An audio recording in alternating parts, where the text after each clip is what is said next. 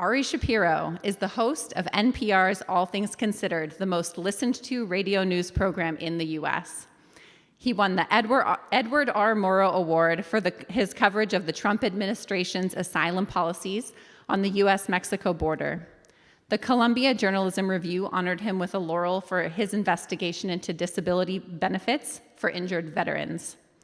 The American Bar Association awarded him with the Silver Gavel for exposing the failures of Louisiana's detention system after Hurricane Katrina. And at age 25, Shapiro won the Daniel Shore Journalism Prize for investigation of methamphetamine use and HIV transmission. Shapiro makes frequent appearances as a guest singer with Pink Martini. He created the original one-man show Homeward in 2016, and since 2019, he has performed and toured with Tony Award winner Alan Cumming. Dan Shapiro is an innovative entrepreneur and 5-time CEO. He has dedicated his career to helping people bring their ideas to life. With accomplishments spanning software, board game design, and laser technology, Dan's pursuits are fueled by curiosity and inventive problem solving. Inspired by his passion for teaching his children, Dan created Robot Turtles, the best-selling board game in Kickstarter history. Robot Turtles teaches programming principles to kids as young as preschool and has been sold everywhere. As CEO and co-founder of Glowforge, the 3D laser printer company, Dan shattered crowdfunding records by raising $27.9 million in 30 days. Glowforge now helps millions of people around the world bring their creative ideas to life. Dan's accomplishments have been featured in the Wall Street Journal, the Today Show, and on the front page of the New York Times. He holds more than 30 patents for his creations and lives in Seattle with his wife and teenage twins. Now our program will begin with a brief audio presentation.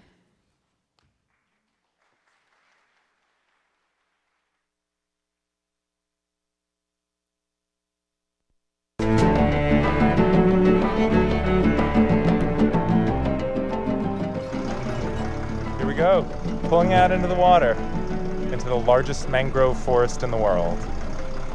There are going to be people listening somewhere in America who will hear that and say, "What are you, crazy?" No, I'm not crazy. I'm just not going to subscribe to fear. It feels like a scene out of King Kong or Jurassic Park, but we're really only 25 miles off the coast of Los Angeles. And no dinosaurs. No dinosaurs, as far as you know. As far as I know. The Mugabe era is gone, and it's something that can't be ever allowed to come back. And is what you're trying to do here making sure that that change stays permanent? Yes. But I really am grateful that my heart has been broken a good many times, because it does help me to love. Ari Shapiro, NPR News, Rio de Janeiro. Santiago, Chile. Belgrade, Serbia. Izmir, Turkey. Traveling with the president aboard Air Force One. To them, this is just another day on the water. To me, it's a final exclamation point marking the end of my time in the UK.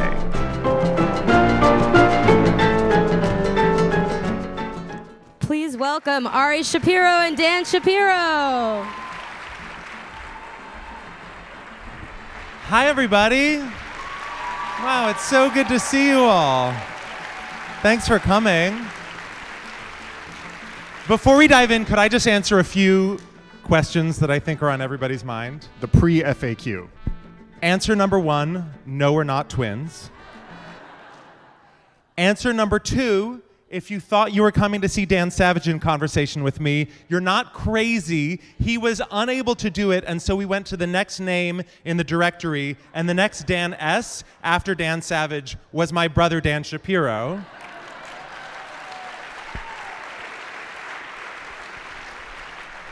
But in this 12-city book tour, this is the only time I'm talking to a member of my family. So you're getting something really special tonight, because he knows all the secrets. And the answer to the third question is, you all look nothing like what I imagined either.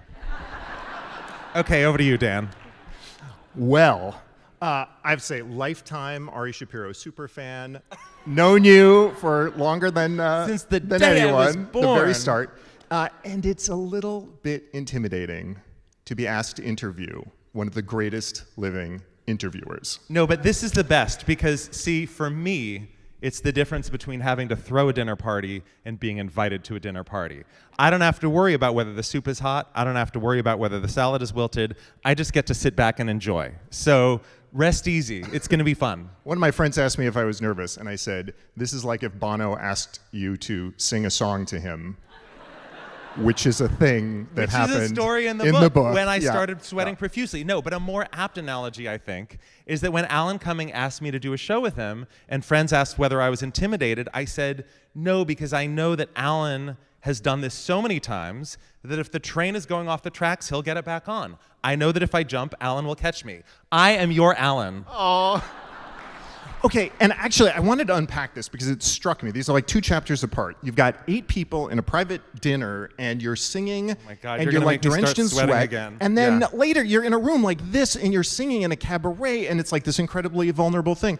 And I was thinking about a movie from our childhood, in which Mandy Patinkin, also a Family Connection, is improbably wrestling Andre the Giant and winning. Classic film. And Andre says something to the effect of, it's different when you're trying to fight 36 people than when you're only wrestling 1. Oh, that's a really good moment. I had forgotten about that. There's absolutely something to that. So to give you a little context, I thought there would be one essay in this book, one chapter in this book that everybody would ask about. And the surprise for me on this book tour has been that that's really not the case. Like, the questions have been very widespread, which is really fun and satisfying for me. But the thing that has come up more than I expected it to is the chapter about sweating profusely. And the episode in which I sing a song for Bono at a dinner party involves my sweating profusely. So it's a really fair question. Why am I at peace performing in front of 18,000 people and not at a dinner table with Bono? And yes, part of it is the difference between 1 people and wrestling a dozen people. Part of it is I have sweated profusely when singing in front of thousands of people. So that is not necessarily my comfort zone Equal either. opportunity sweating. But also part of it is just being caught off guard. I know I'm going to do a thing when I'm performing with Pink Martini. And yes, part of the thrill of it is that you never know exactly how it's going to go, and there's kind of the electricity of a live performance and the uniqueness of everybody being in the same room for just one moment, and that thing will never happen again in quite the same way. The unexpectedness is part of the thrill, but also you plan and you prepare and you know what you're going to do. Whereas being at a dinner party and being a little bit drunk, okay, more than a little bit drunk, and being asked to sing a song for Bono, who my entire childhood, I had every one of the albums U2 ever recorded, some on CD and cassette. Yeah, it was a panic-inducing moment for me. Yes, absolutely. That seems forgivable. But before we go past that, this is a thing that's not in the book and that most people don't know, but there was also a childhood connection to a celebrity not in the book, Mandy Patinkin. Yes. I remember a very young Ari. I talked about this on the podcast excited. Las Culturistas. Oh, excellent. Yeah. Yeah. I, as a high schooler, on the bulletin board in my bedroom, did not have, you'll be shocked to hear, a Guns N' Roses poster. I know you'll be stupefied to learn that I did not have a centerfold of Christy Brinkley. I had an autographed headshot of Mandy Patinkin. Because he is one of us. Well, so when we were kids, my family always said, oh, we're related to him. He's our cousin, which is a bit of a stretch. Our cousin, not our first cousin, was married to his cousin, not his first cousin. But as a child, I was like, he's our cousin. So I wrote him a fan letter thinking we would become pen pals, and I received an autographed headshot. But there's a coda to this story, which is some 30 years later, as a host of All Things Considered, I interviewed Mandy Patinkin about his album, and I told him this story, and he said, wait, who's your cousin who's married to my cousin? And I said, well, our cousin, so they were brothers, Bert and Marvin, and I can't remember which one was married to his cousin. But anyway, one of them was married to his cousin, and he was like, oh my God, they're my favorite cousins. Wait until Catherine, his wife, wait until Catherine hears we are related to Ari Shapiro, host of All Things Considered. And then This amazing mensch. So my parents who are watching at home, hi Mom and Dad, my parents were visiting DC when he was doing his solo show in Washington. We went to see the show. Afterwards, we went backstage, and he greeted us like family. It was the perfect ending to the story. It was amazing, and every bit as much a mensch in person. Oh my goodness. Absolutely. And speaking of Mom and Dad, we were talking about this before. Something that you've reported a lot on is immigration throughout the world and the most heart-rending stories. And I think about this, and in America, we all have connections to immigration. All of us, at some point, were connected to somebody who came to this country, but for most of us, that's a piece of history. For you, it's something that's very present. I think about that because our mom is working on a book, writing about the immigrant story of our ancestors coming to this country. How do you reconcile what for so many people is this sort of like, yeah, sure, once upon a time, but now that's not the present day anymore, with the people who you see around the world who are striving to make a new country their own? You know, it is good timing for that question because in 2 days, we begin to celebrate Passover, the Jewish holiday that marks the exodus from slavery to freedom. And one of the fundamental instructions at the Passover Seder is to tell the story as if you yourselves were enslaved, as if you yourself were making the exodus from Egypt to the Promised Land. And to me, that is a fundamental instruction to perform an act of empathy that is difficult and radical and essential. Because as we live in our comfortable bubbles as Americans, and we hear about the economy of Venezuela imploding and people making their way on foot through Colombia, or the Syrian civil war forcing millions of people to flee their homes, or Russia's invasion of Ukraine causing the biggest refugee crisis since World War II, it is easy for us to feel very distant from that and to think of the people having those experiences as somehow fundamentally different from us as individuals.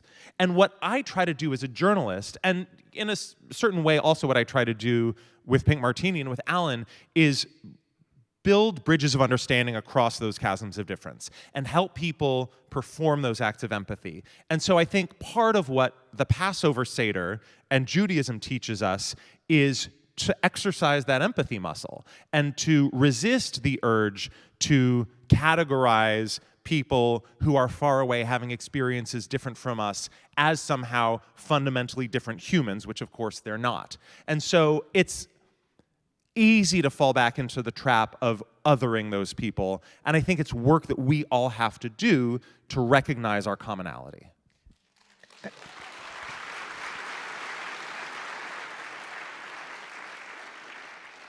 And as a reporter, you have a particularly challenging decision every time you walk into there. And you write a little bit about this, the distance between you and the people who you are talking to. You had a line, it was something like, my cheat sheet. It was something along the lines of, I can't find it. You said something like, there's this thin line between journalistic detachment. Yeah, I know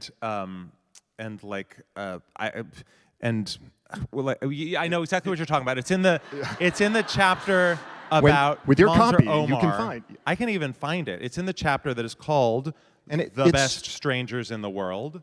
As a matter of fact, the title chapter. I love it when they say the name of the movie during the. Yeah, exactly. That's the. I'm gonna find it.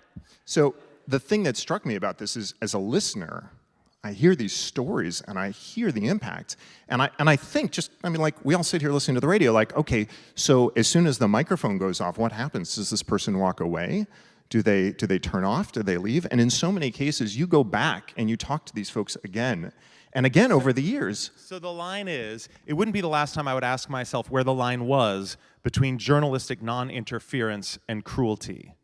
Can I just read a few paragraphs Please. of this section? So this is, I think it's like, there's not one central story, but this is the title chapter, and it's about these two Syrian refugees who I followed for years. One who settled in Toledo, Ohio, one who settled in Germany. The one who settled in Germany, I met in the coastal town of Izmir, Turkey. And when I arrived, the Syrian refugee crisis was at its apex, and so there were literally thousands of people sleeping on the sidewalk, And, they were lawyers, engineers, doctors, teachers, professionals who were spending their life savings to try to get to Europe. So I'm trying to find one to follow. And I meet this guy named Manzur Omar. He didn't know this, but our chat felt to me like some twisted kind of audition. There were thousands of Syrians in Izmir at the moment. Was Manzur the person whose story I should follow? Would his journey be the one I'd latch onto? What if he gave up and returned to Syria? Or worse, died in the crossing to Greece? Maybe instead, I thought to myself, I should use this conversation for a brief quote in a news spot at the top of the hour. Maybe I should keep looking. Asking myself these questions felt like a cold and inhuman calculation, especially as the person I was talking to was risking his life. I tried to reconcile humanity with strategy, emotion with professionalism. I decided to commit to Manzur. I asked him to let us follow his story wherever it led. I told him that I wouldn't be able to pull strings or fund his travels, but I would share his journey with the world so that people might get a better understanding of what he and millions of others were going through. He agreed. Neither of us could have imagined that this narrative would unfold over years across half a dozen countries, even involving the US ambassador to the United Nations. And you'll have to read the book to see how it ends. One of the things that really struck me through the book, and even through knowing you, was the way your relationship with the news, and really, I think your confidence in your role and in your journalism grew over time. And there were two tentpole pieces that really stood out for me. The latter of the two was the harrowing experience when you talk about reporting at the Pulse nightclub shooting and volunteering to go and be a part of that, which was something that was a really different statement, to say, I am connected to this story more so than you knew at the time when you volunteered, but I'm connected to this story and I think I can tell it better. Yeah, the book in many ways is about the tension between, on the one hand, the identity, history, and experience that I carry, that every one of us carries with us through the world, and the impact that that has on the stories we tell. And on the other hand, the impetus and the worthy goal of being a surrogate for the listener, of wanting to allow you, whoever you are, to put yourself in my shoes and imagine that you're talking to the person I'm talking to, that you're in the place that I am, to be kind of an every person. And there's a real push-pull there. And so in a lot of stories I tell, like the one about Manzur Omar, I'm an outsider. My personal lived experience is relevant only insofar as it situates me far outside of the story and I come in knowing nothing. But with the Pulse nightclub shooting, it was quite the opposite. I mean, I volunteered to go there because I had been based in Florida for 9 months. I'd been bar hopping in Orlando. I'd been to gay bars my whole life, so I knew what it meant for there to be a massacre at a queer club. And I knew that my lived experience could allow me to tell those stories in ways that had more nuance and depth and heart than some of my colleagues, which is not to disparage my colleagues. Many of the people I work with did an admirable job covering those stories, just as I think I've, over the years, done an admirable job covering many stories that I have no connection to. But the sort of twist is that at the end of that week reporting, I was interviewing this guy named Billy Maines, who has since passed away. He was the editor-in-chief of the free gay weekly paper in Orlando called Watermark. And I was, as I often do before an interview, just making small talk with him. And I was saying, oh, I actually went bar hopping in Orlando 12 years ago, and I met these two bartenders who were these really sweet guys, and the next night was their night off, and they took me out, and we became friends, and blah, blah, blah. Then he was like, what was the bar? And I said, I don't remember the name. It was 12 years ago. I'm sure it's closed. And he said, well, what did it look like? And so I described the layout, and you sort of walk in, and there's like a dance floor to your left, and there's a bar to your right. And he said, that was Pulse. And I looked in my phone and found the name of one of the bartenders, and he had an email address at pulseorlando.com. And neither of them were at Pulse the night of the shooting. One was still working at the bar but wasn't working there that night. The other had moved to another city. But I realized at that point that like any pretense of journalistic objectivity was a joke. But that also this was not something to shy away from, not something to distance myself from as a reporter, but something that added value, that added depth to my work as a journalist, that I could be proud of bringing to the story I was telling, instead of sort of, having to make excuses or be embarrassed about the fact that I was not presenting the view from nowhere, to use an old phrase that is still lurking around in journalism. And let me compare back then to Ari of like a decade and a half prior. Normally we'll call each other on the weekends. So when I got a call on some random weekday, I'm like, okay, something terrible happened. And you said, okay. Something joyous. You said, Dan, this isn't a big deal. This is just like, we're going to do the real thing later, but we're getting married tomorrow. In San Francisco, it's legal. We don't know how long it'll be legal. This is 2004. 2004. And you married your high school boyfriend. And you college boyfriend. College boyfriend. Yeah. You asked not his parents' hand in marriage. Yeah. I asked my boss. Because at the time, same-sex marriage in the US was a huge controversy. It was the forefront of the culture wars. It was in the news every single day. And the gay marriages in San Francisco were very legally controversial. Gavin Newsom, who was at the time the mayor, had just decided to start doing same-sex marriages. And Mike, my husband, grew up in San Francisco, and we had been together for years at that point, and he was like, we're doing this. I said, of course, yes, we're doing it. Let's do it. Let's go.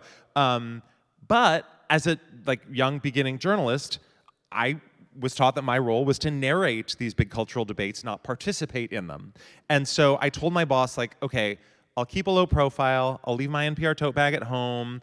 And which was a first.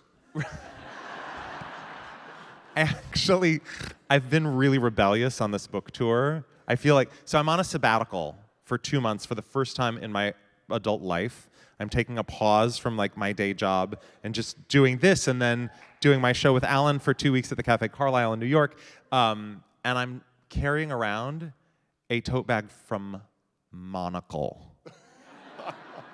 This is like the teenager dyeing their hair purple or getting a tattoo or something. My tote bag's not from public radio. So I said I was going to leave my NPR tote bag at home, keep a low profile. Mike and I are standing on the steps of San Francisco City Hall. We're getting married. We're so caught up in the moment that we don't notice the TV camera over our shoulders. And so that night at his parents' house in San Francisco, we saw that we were in the B-roll, sort of the background video footage of their story about the same-sex marriage controversy. And I was like, oops, well, they didn't interview us. They didn't use our name. It's just the local station. It'll be fine. And then the footage made its way to the NBC Nightly News, and then to MSNBC, and then to CNBC. And basically any time any NBC property did a story about same-sex marriage, we were the faces in the background. And this literally went on for years until finally I was NPR's justice reporter and Pete Williams was the justice correspondent for NBC News. And he called me and he said, Ari, I think you're in the B-roll of my story tonight, but looking 5 years younger. And I said, yeah, I explained the whole situation. And I said, Pete, I am ready to surrender the tiara and let someone else take the throne. And so he said he would have me removed from the video library, and that's how I stopped being the face of same-sex marriage in America. But to answer your question, I don't think my instinct to ask permission was entirely off base. Like, we're in this strange universe where, in some cases, our identity and existence is politicized. And we're, as journalists, not supposed to engage in political debates, but sometimes it's not our choice because somebody makes our existence the subject of a political debate. And in that situation, I think it's appropriate for the journalist to have a conversation with the boss, and I think it's appropriate for the boss to say, of course, go do the thing. Somebody is politicizing your existence. That's not your problem. But I think it is important to have the conversation. I don't think these are super simple, clear-cut, black and white questions all the time. And so I always err on the side of engaging the conversation. So if I think about the conversation that you've had with all the people in this room, all the listeners over the years, and I think about my experience of it as a listener, which I've always described as, yes, when I drive to work, I'm on a conference call with my brother, and I'm on mute. I love that. Drive home from work. Sorry, as you pointed out, the people who say I love listening to you over coffee in the morning. Yeah. People often will be like, "Oh my God, Ari Shapiro, I'm so happy to meet you. I wake up to you every morning." And I just smile and say, "Thank you. It's nice to meet you too." And I don't mention that my show is on in the afternoons. For those of you who didn't get the joke. The thing that I have seen evolve so much over the years, and you talk about it a little bit, is the voice, the NPR voice. One thing I have to say about this is that when I listened to Robert Siegel's interview, one of the really fun things about this is having a different moderator in every city. And so here I get to talk to my brother about this book, which is such a great experience. In Washington, D.C., I got to talk to Audie Cornish about it, who was my longtime co-host on All Things Considered. And we talked about the fact that everybody's voice gets deeper over their years hosting. So it's not a trying to sound less gay thing.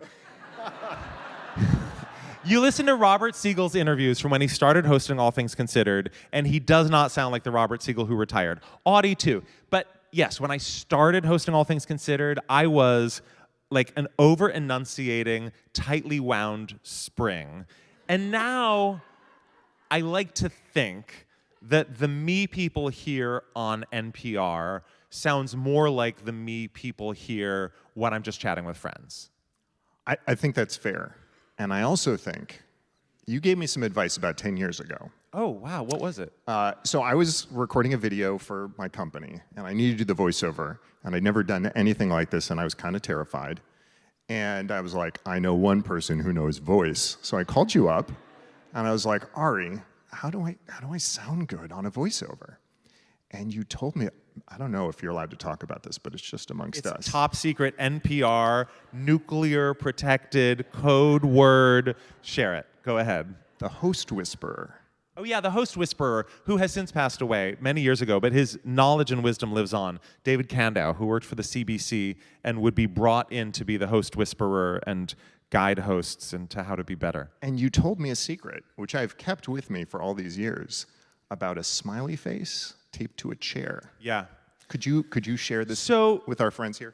What David Kandow used to say was, so there are a lot of very specific checkboxes. You want to imagine that you're talking to a specific person, just one person, and you want to choose somebody who you like but don't love, admire but don't fear, and you want to imagine that they're 6 feet away from you. Farther, and you'll lose the bottom range of your voice. Closer, and you'll lose the top range of your voice. And so, I no longer do this, but as a beginning host, I would actually imagine that I was talking to someone, and I would sometimes, even before I started reading a script, I would say, let me tell you about something. And then I would say the thing, because that would kind of put me in a mode of having a real conversation. And sometimes, to help actually represent that, if I was sitting in the studio and there was a chair opposite on the other side of the table, I would tape a smiley face on a piece of paper to that chair and imagine that that smiley face was whoever the person I had chosen to speak to. This works, by the way. This is awesome. And so I have done the face taped to a smiley face taped to a chair. I've asked a colleague to go sit in a chair for me so I could talk to them. Yeah, no, I've done it with real people too. Yeah, I put my kids to work as the target of that. I hope you paid them child labor, laws. And we won't talk about that. Just a little allowance bump. That's right. I will tell you though, when I think about the Ari Shapiro voice I hear on the radio, I still think of the Ari Shapiro I knew before I went to college. I still think of the place where the book started. So let's spend a moment there, 12th Street North, Fargo, North Dakota. I do not even remember that was our address, but yes, because when we left Fargo, you were 11.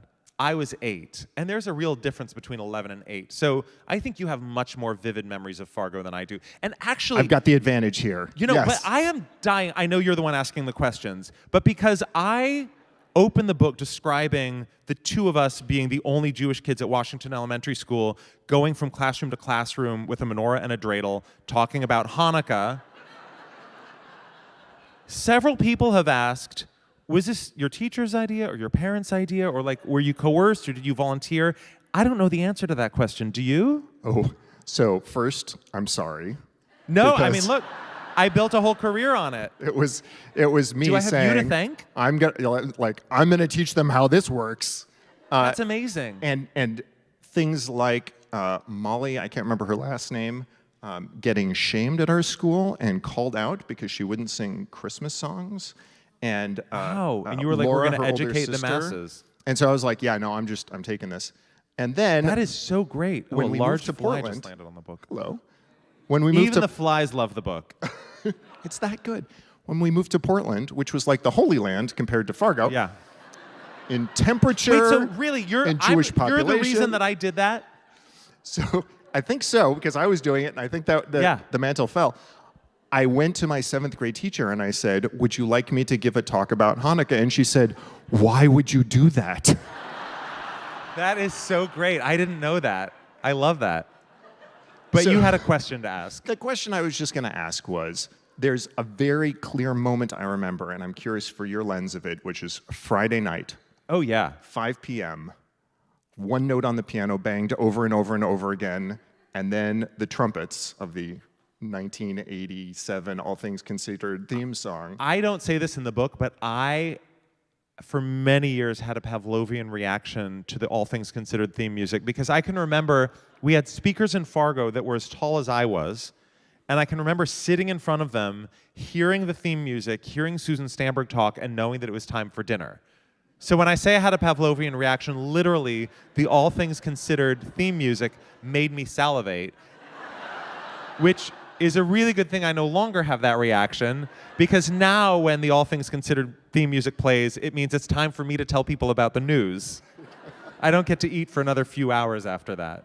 Yeah, for me, it is that piano. It's the original, or the, not original. Yeah. That is garlic and lemon. Oh. That is the smell. Mom's salad dressing. Yeah. And Summer's dad barbecuing outside. That was Absolutely. the sensory experience. And this is the thing, I mean, this is the thing that's such a privilege about hosting All Things Considered, is that I feel like I've inherited this heirloom, and my job is simultaneously not to break it, but also to help it keep evolving in ways that keep it relevant and substantive and reflective of the moment we live in. And having had it as a part of my life from the very beginning, I appreciate how much it means to people who live with it every day and have me in their homes every day, which is also one reason that, frankly, I love hate mail. Because if, this part of the book was magnificent. If somebody doesn't like the sound of my voice, I am sorry that every evening the show you love is worsened by my presence in it. And I know that this is subjective. I know that every host at NPR has listeners who absolutely love to listen to them and listeners who can't stand them. And the fact that there are listeners who can't stand me is part of the job. And so when people write in with like really luscious, vivid, colorful hate mail, it's meaningful to me. I would ask you to read excerpts, but I know you know them by heart. Yeah. My favorite is a postcard that arrived many years ago, the first time that I guest hosted Morning Edition, and I framed it. It has sat on my desk for more than a decade. It was anonymous. I don't know who it's from. And it says, "Dear Ari, please butch up. I find a daily dose of your personality annoying. I'm a person too. Sincerely, D. Emerson, Miami, Florida." And it had tulips on it, and this is my favorite part. The stamp was a dove of peace. Oh. I mean, it was constructive criticism? Look, he wasn't at that point dealing with me every day because I was just filling in on the show. But poor D. Emerson in Miami, Florida has to hear me when he turns on All Things Considered every evening. I'm sorry for him. Things just got worse over the decades. Things just got worse for him. Yeah. Poor D. Emerson. Oh. So as you talk about inheriting the mantle, there's a team that is chartered with making sure that happens. And my favorite phrase of the book was NPR security team. A thing that I did not know my pledge dollars were going for. No, but it's a if it real weren't- thing. if it weren't for this your is like donations- stockbrokers, rock, paper, scissors champion. This is a phrase I did not think would exist in the world. It's true. If it weren't for your pledge dollars, I would not be able to go to hostile environment training. And let me tell you, so I've done hostile environment training in the UK when I was based in London, and I've also done it in the States, where living in DC, there's a site in Virginia where they take us for hostile environment training. And the people who do this training are British, and they do the training all over the world with journalists from every continent, every part of the world, and their favorite place to do it is Virginia. Can anybody guess why? It's the only place they get to shoot real guns. And so one of the things they do is they take us out into the woods and they set up like a car door, a tree stump, a brick wall, and whatever, something else. And they say, okay, if somebody is shooting at you, which one would you hide behind? And then they put like a big can of tomatoes behind each one. And then they take different kinds of weapons and they shoot the weapon at like the car door, at the tree stump, at the brick wall, and you see whether the can of tomatoes stays intact. Does anyone want to guess of those three, car door, tree stump, brick wall, which you should hide behind? Tree stump. Anyway, so they teach us what to do if you're taken hostage, what to do if you're in a firefight. So yeah, hostile environment training. And actually, even though I've never been really in deep physical danger, the training has come in handy so many times, just in terms of arriving on a scene and thinking, where are we going to park our car? Let's make a plan for where we're going to meet up if something happens. If somebody asks for your ID, instead of giving it to them, you show it to, just little things like that have been actually very helpful. I'm thinking that maybe tote bags aren't the best giveaway. Flak jackets. Do you think we should have flak jackets? No, I think that at some pledge level, you get to take hostile environment training. Oh, yeah. That, right? I would do that. So as I was flipping through the second time and looking and thinking about what to ask about, I remember somewhere around the halfway point, I was going to ask you about soft news. And yes. The question that was forming in my head was a condescending one. And it was about okay, when you get called on to do the people stuff. Yeah. And then I hit the part of your book where you talk about soft news and what people think is soft news. Yes. And in this section, I quote my friend Sam Sanders, who says it better than I can. He says, all the stuff that the old school voice of God journalists want to call the soft stuff that they don't care about always happens to be stuff about women and black and brown folks and gay people, Sam says.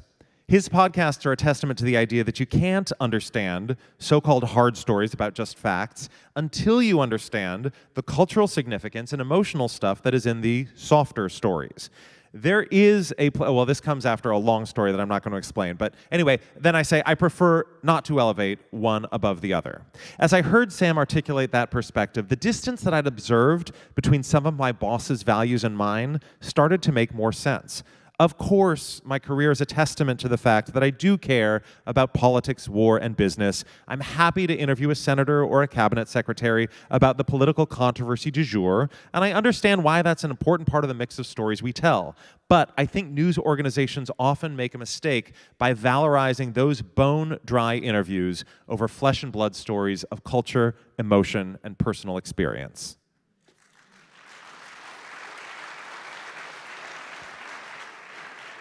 I meant what I said. I have a newfound respect for the soft stuff. I'm glad to hear that. So one of the things that was fascinating to me as I followed you, both as we chatted and as I looked at your social feeds, was how your voyage across the company on this tour, across the country on this tour, really connected you with some amazing pieces of our past. So I'm going to read something you posted on Instagram. There are layers here for you to unpack as you see fit. All right. But this was, I think, one sentence. Dear Ari, the memory of you and our brother leading our small congregation in Adon Alom from the bima of the Fargo Hebrew Congregation Shul most Saturday mornings could not have been clearer than it was yesterday when one of those boys addressed the town hall forum from the bima of the Westminster Presbyterian Church in Minneapolis. Yes. So Minneapolis was where our parents lived for 10 years, where Dan was born, and then moved to Fargo for 10 years. And I addressed this lecture series called the Westminster Town Hall Forum. And afterwards, it was the only place where I did a book signing because the event was free and open to the public, and so books weren't included in the ticket price. So they sold books. I signed them afterwards. So many people came through the line and said, "My child in Fargo was your babysitter." We had a lot of babysitters. Well, I asked our parents, I was like, how many babysitters did we have? And Mom and Dad were like, well, we really didn't go out that much. And then I flashed back to an image of you, me, and our younger brother, Joseph, literally climbing up a babysitter like a jungle gym. And I thought, we went through them like M&Ms. We just went through them like Kleenex. 3 boys, 3 years apart was not any babysitter's idea of a good time. I wouldn't babysit that family. And they all came back to see you in Minneapolis. Well, their parents did. Should we take some audience questions? Let's do it. Wait. Before we do, I have one more thing. Yeah. And I prepared this carefully. I talked to our mutual friend. Oh, boy. Mr. Peter Sagal.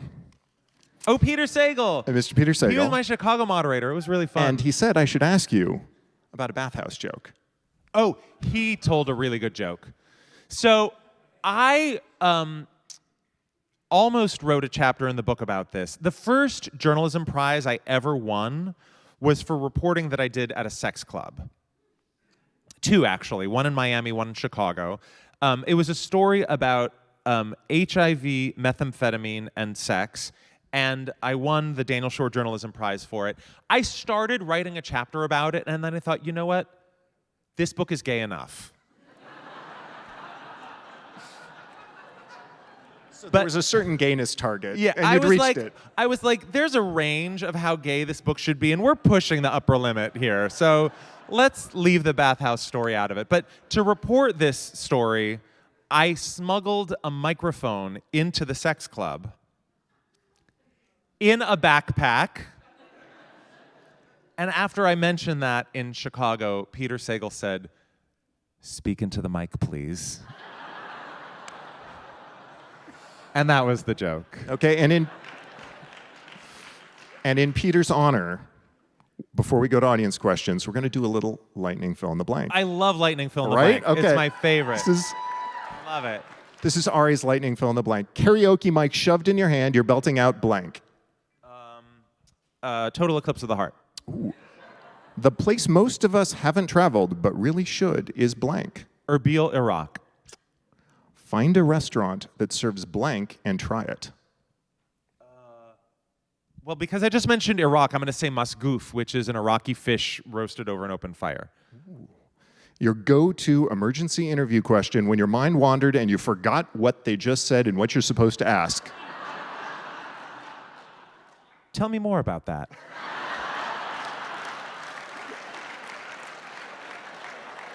No, Drew, like, I know this is a lightning round, but I'm going to tell you, the best questions you can ask in an interview are questions like, really? Or, give me an example. Or, what makes you say that? Because people have their talking points prepared, and when they get to the end of their talking points and you say, okay, but really? Then they have to actually respond. And like, you can't prepare those questions, but when you ask them, they often lead to the best answers. Okay, lightning round continue. And last one, 1,000 voracious rabbits descend on your garden. You are only able to save the blank. Ooh. I mean, it really depends on the time of year, right? Because you don't have the Hakurei turnips at the same time as the heirloom tomatoes. Oh, God, this is such a Sophie's choice.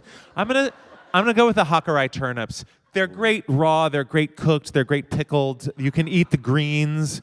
They're a real all-purpose vegetable. Fantastic. What an amazing interviewer. I mean, come on.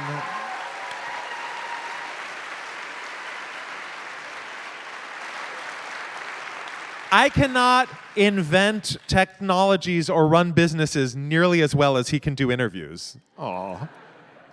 Well, we've got some amazing questions from the audience, and you can not only submit but also upvote questions here. I'm really so nervous you scan about this, and then I just read whatever's on here. It's like and a we Reddit see. AMA. That's exactly it. All right. When and where will you be singing with Pink Martini? Oh, well, that's a fun question.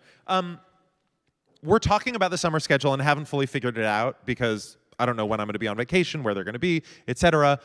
But I always, reliably, if you want to know where you can catch me with Pink Martini, every year I do their New Year's Eve show. And we alternate years between Portland, Oregon, and Los Angeles.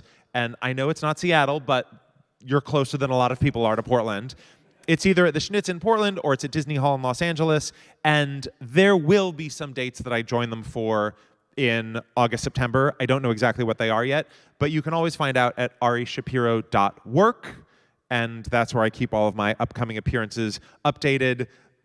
Except recently, I haven't updated it because my website still says my book will be released on March 21st. You've been a little busy. It does not say instant New York Times bestseller just yet. Get that up there soon. But I hit number 8 in my first week. Mazel tov.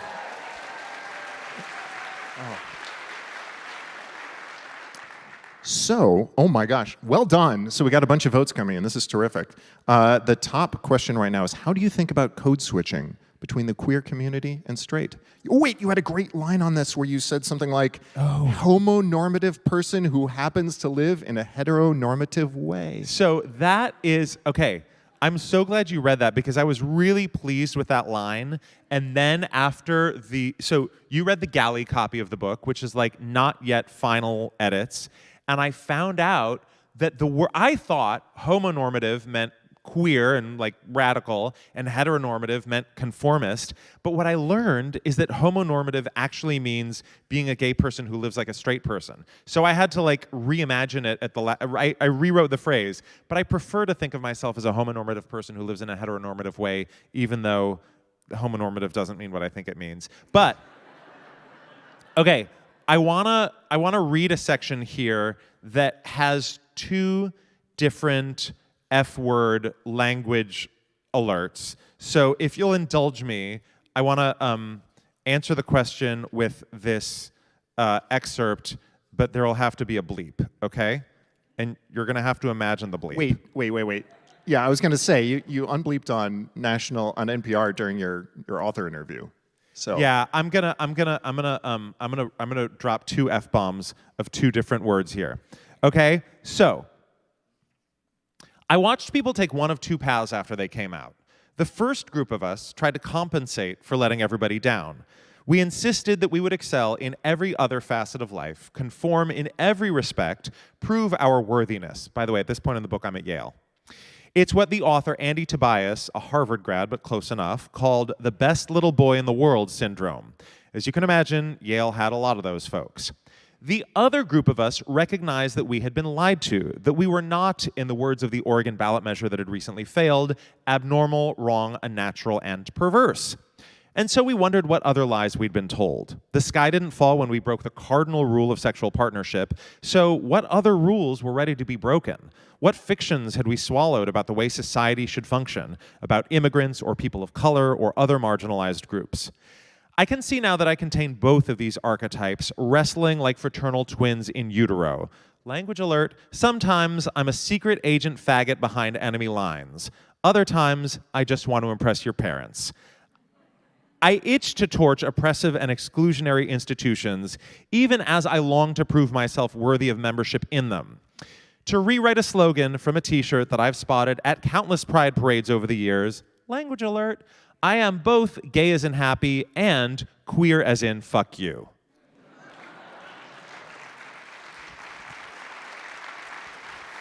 Sorry, Alana Nina.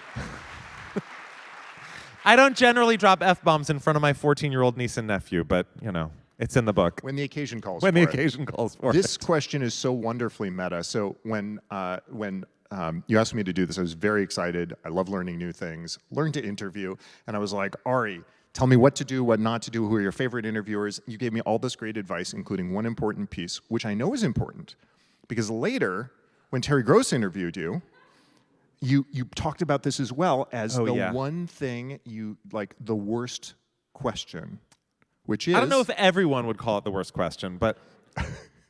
What's your favorite interview during your career? Okay, and that was upvoted, huh? It was number 1. All right. The final chapter of the book is called Playing Favorites.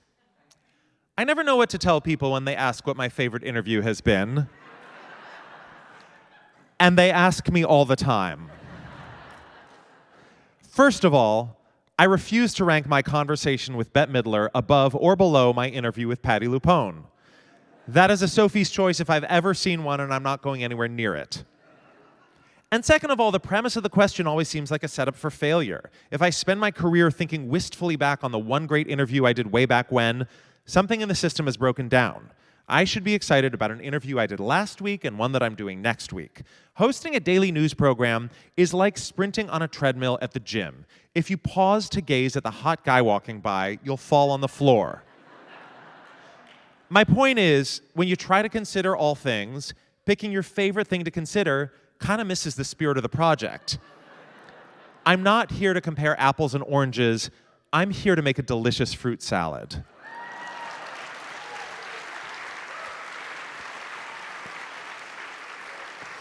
I had a lot of respect for you people until you upvoted that and made it the number 1 question.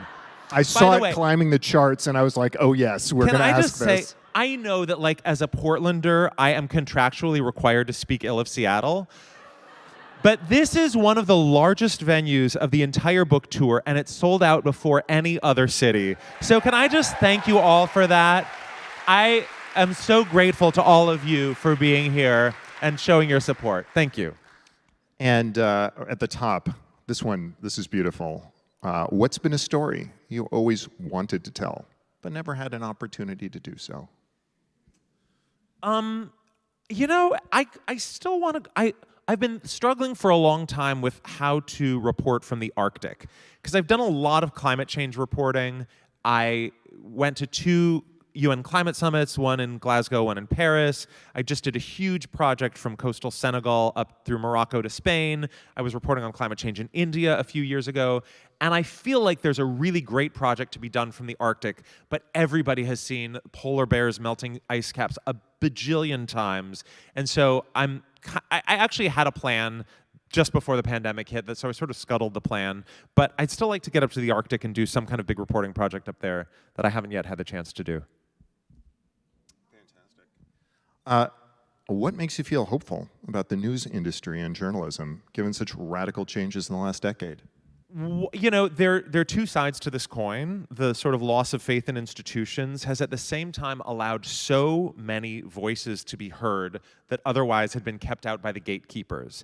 And so, you know, sometimes people will ask about sort of the end of the Walter Cronkite era as though it's a universally bad thing that there's no longer the 3 big newscasters who everybody listens to every night. And yes, it's nice to have a shared reality and a shared understanding of what truth is. But at the same time, there are so many people now whose voices and perspectives reach millions who we didn't used to hear from. And that gives me hope, and that makes me optimistic, and I think that's really exciting. And the flip side of the coin that causes a lot of consternation and fear for appropriate reasons, because some of the voices that are being heard are doing real harm, but many of them are adding so much to the conversation that that's what keeps me hopeful. That's powerful. There's 2 questions left that are upvoted above all the rest, like head and shoulders. I think we're going to end with. Okay. The first one is, within NPR as an organization, what do disagreements and conflicts look like? Are conservative voices present in the conversations? That's a great question. So I wish people could sit around our editorial meeting that, for all things considered, it's 9:30 a.m. every day, where all of the show staff, from the intern to the executive producer of the show, sits around a table and basically talks about what should be on the show that day. And not everything is decided in that meeting. Obviously, the Washington desk has figured out their agenda for covering the White House. The foreign desk has figured out what's the top of the international agenda, et cetera. But we look at the board, and it's maybe 1/2 to 2/3 full by the time we sit down. And we decide what the rest of the show should be. And everybody is pitching stories, and no 2 different groups of people would design the board in the same way. The board, it's not an algorithm, it is not a formula, it is a conversation and a debate, and there is disagreement. And some days there are lots of stories and we don't have room for all of them, and we have to figure out which ones we should do. And some days there are people saying we need more international news, we need more joy, surprise, and uplift, we need a second day hit on this story that we talked about yesterday, even though there's a lot of other stuff going on, we need a deeper dive to understand the reasons or whatever. And so that's what disagreement looks like.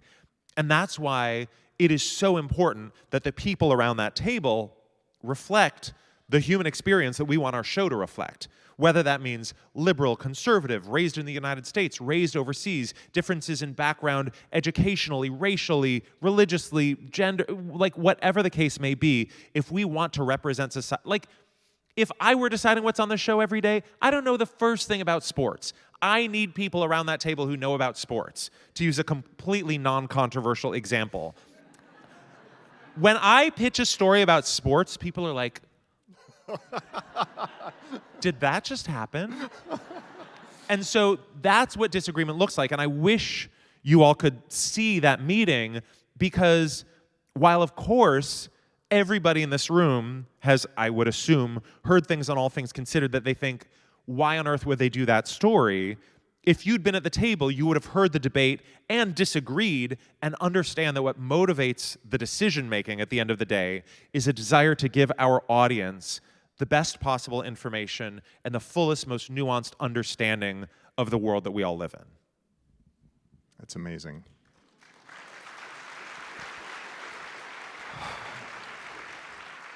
This last question, twice as many votes as any other. I know what it's going to be. It's not really fair. Go on. I'm going to let you see it so that afterwards you're not like, Dan, you set me up. Here, I know exactly what it's going to be before I even look at it. Take a look. Oh, well, I was close. I was close. I thought it was going to be, will you sing? It's better. And it's a version of Will You Sing. It's Sing the Song You Sang for Bono, Please. And I'm going to use the author's veto pen and sing something else, because I think you'll enjoy it more. So as soon as I finish my book tour, I am flying to New York to do a 2-week run with Alan Cumming of the show that we created together. And in that show, it opens with a montage of like 4 songs about friendship and friendly competition. And in that montage, we knew we wanted to do the Cole Porter song, You're the Top, which has 8,000 verses, many of which are obsolete and some of which are incredibly witty but not relevant to me and Alan. So I decided I would rewrite the lyrics. And if I have one regret about my Fresh Air interview, it's that Terry, we're on a first name basis, Terry asked me to sing the 4th verse that references All Things Considered. And I said to her, I need to get to it through the first 3 verses. And so in the interview, I was like, you're the top, you're the top. And now I wish I had actually been like, okay, here are the lyrics, Terry, because I'm very proud of them. And I think I did a very good job writing them. And I would like to share them with you.